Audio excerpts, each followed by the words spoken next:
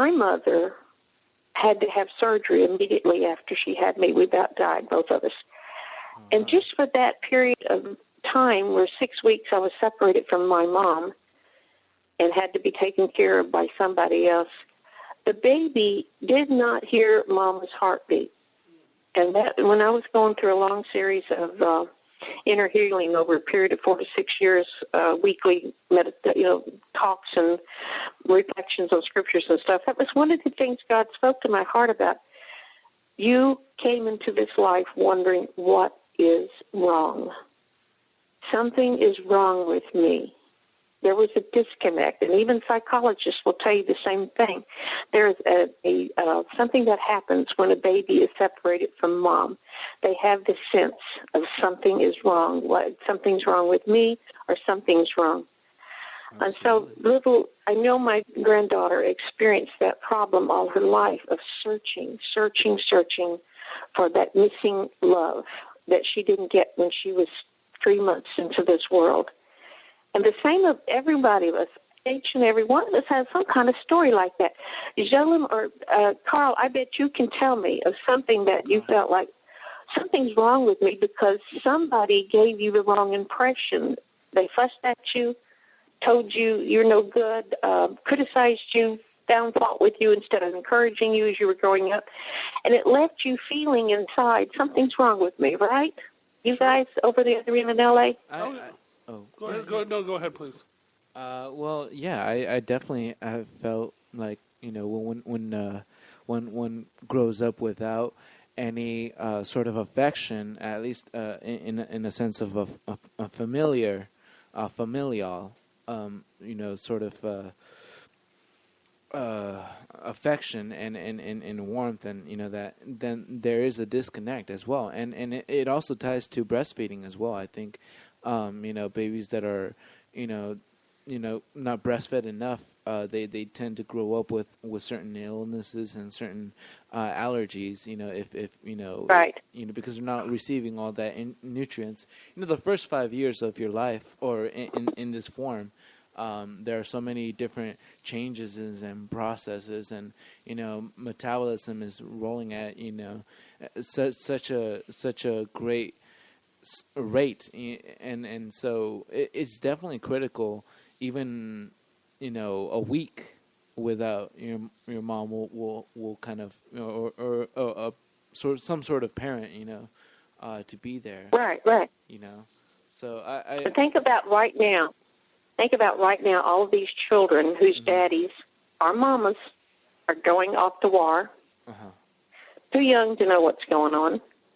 I know I have another grandchild whose mother had to go away for a while when he was 2, 3, 4 years old, I forget which, left him. And another child that I know of, his mother was in a car accident when he was 2 years old. Wow. Well, he's now in jail because there was this problem that a little 2-year-old just couldn't quite understand. What happened? And is it my fault that Mama left me?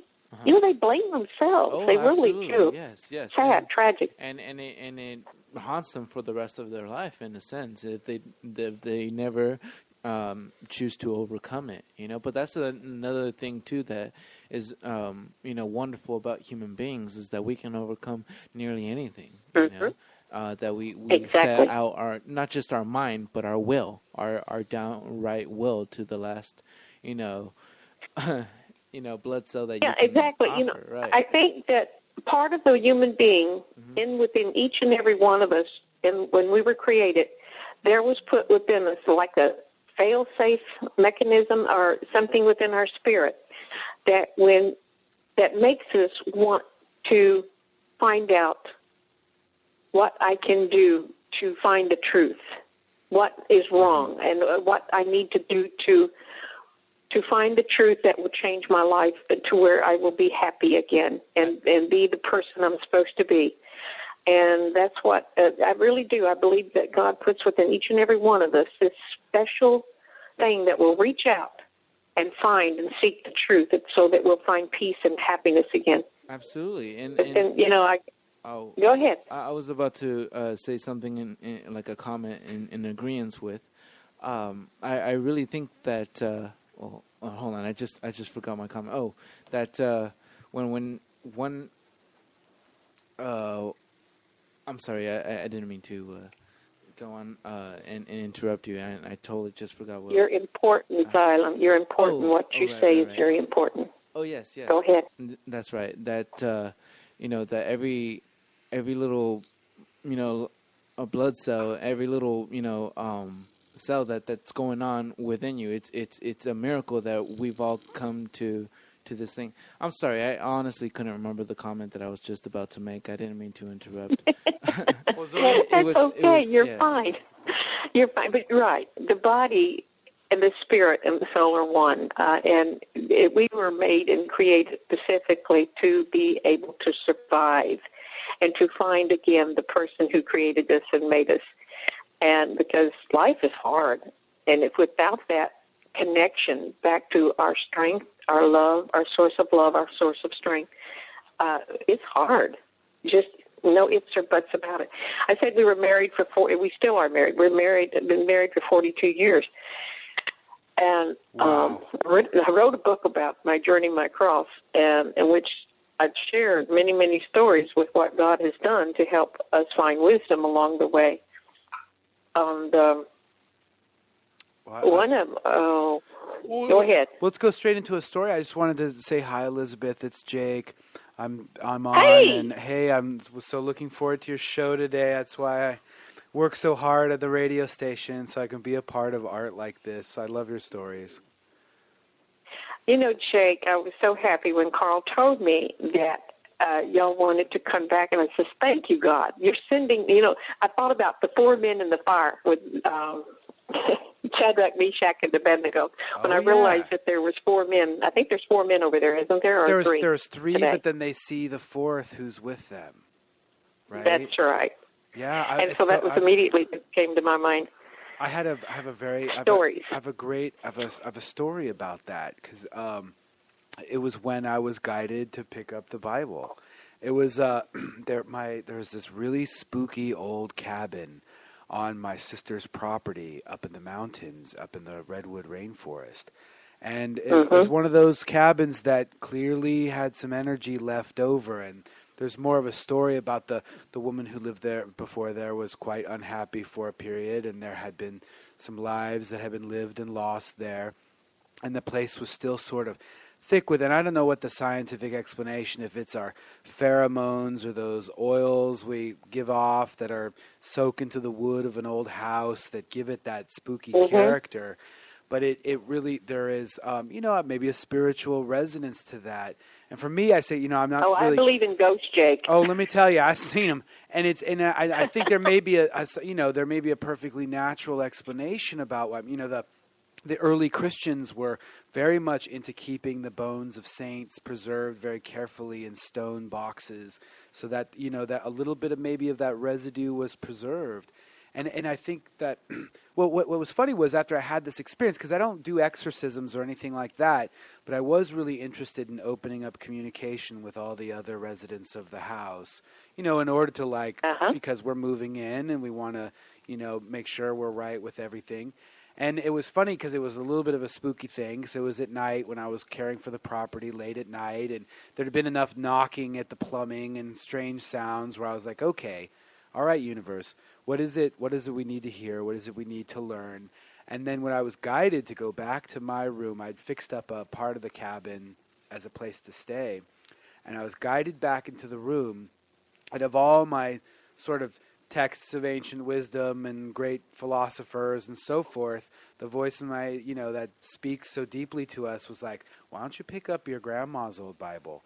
And I was like, really? That book? Because I'm not, I just have this complicated relationship. You never had read one? Oh, I certainly have. But you never read one? Oh, I've read it cover to cover. I've read every book in that book, and I've read a few of the books that were left out. But you know what? I think that, in that sort of intellectual tradition, I think sometimes we can get lost with what's really happening spiritually. And that's why I was guided, of like, open that book like an oracle. Open it to the page you need to read right now. And I opened it to that very story in Daniel. And it was Shadrach, Meshach, and Abednego. Mm-hmm. And that whole Shadrach, Meshach, and Abednego, correct? I believe so. Go ahead. because it's there's the other three magi. I get it confused because there's Melchior and Gaspar and Balthazar, but that's I think a different trio. Okay, they're the same. Okay, well, and this is a wonderful. I don't know if you've noticed or not, but the people's names get changed in the Bible. Peter was from Simon. Go ahead. Right. And Joshua and Yeshua and all that. Yeah. Yeah. Certainly. Well, it was just so funny because, and then picking it up and reading it. What's wonderful about that is it happened to be on a lunar eclipse, and there's part of that story basically hints at, because it's hints at like an eclipse type thing, and there's a lot of astronomical. I mean, that's what's so wonderful about the Bible is it's so deeply rich on so many levels. Of there's science in there. There's astronomy and ancient science, as well as poetry and that form of truth, as well as real things that happen that people wouldn't have believed unless they were there. And having seen some pretty miraculous things, like you're saying, having seen miraculous things in your own life, you're able to suspend disbelief and just read it for the truth that it carries for you. And that was kind of my experience there. It was really resonant to be like, yeah, here is a deep repository of magic and mystery and mankind's relationship with God. And then it's nice to know that what you're experiencing is not scary or wrong or even that different. In fact, it's what you have in common with our ancient ancestors is that deep relationship with the power and the majesty. I want to mention something here.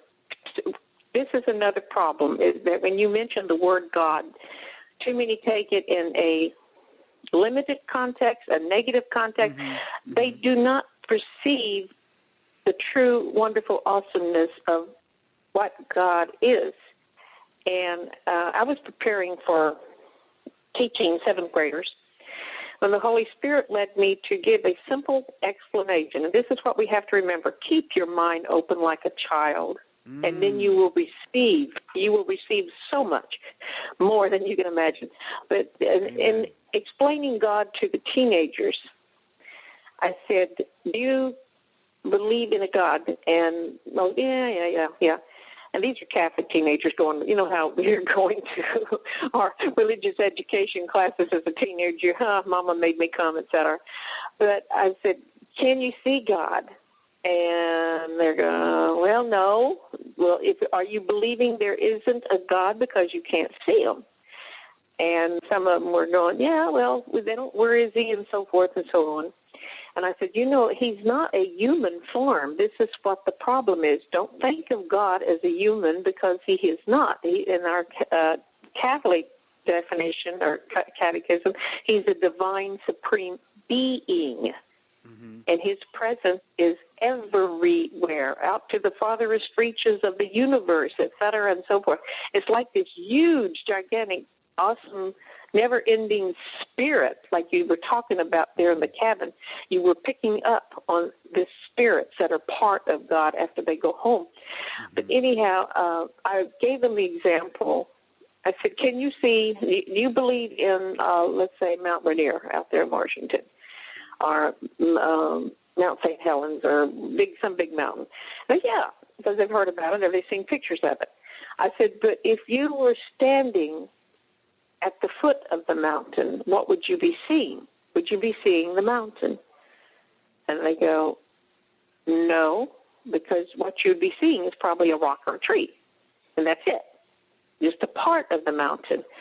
And the same, I said, was said, do you believe in the St. Joseph's Church here that you're going to? Do you believe it exists? Well, yeah, sure, we're in it. I said, do you see the church itself? Well, yeah. And I said, no, what do you see? Oh, we're seeing the room we're in. That's right. And I said, if you were outside the front door, would you be seeing the church? Yeah. No. What would you be seeing? In other words, we cannot begin to see God because our eyes cannot contain the wholeness of him. We only can see what is before us, which may be the wind, the beauty of a child's face, the beauty of your face, What we see is a part of reflections. That is God in there. Everything's God. I mean, we're all a part of God. Well, it's so funny, Mitch, the story I told last week about my kind of facetious prayer and just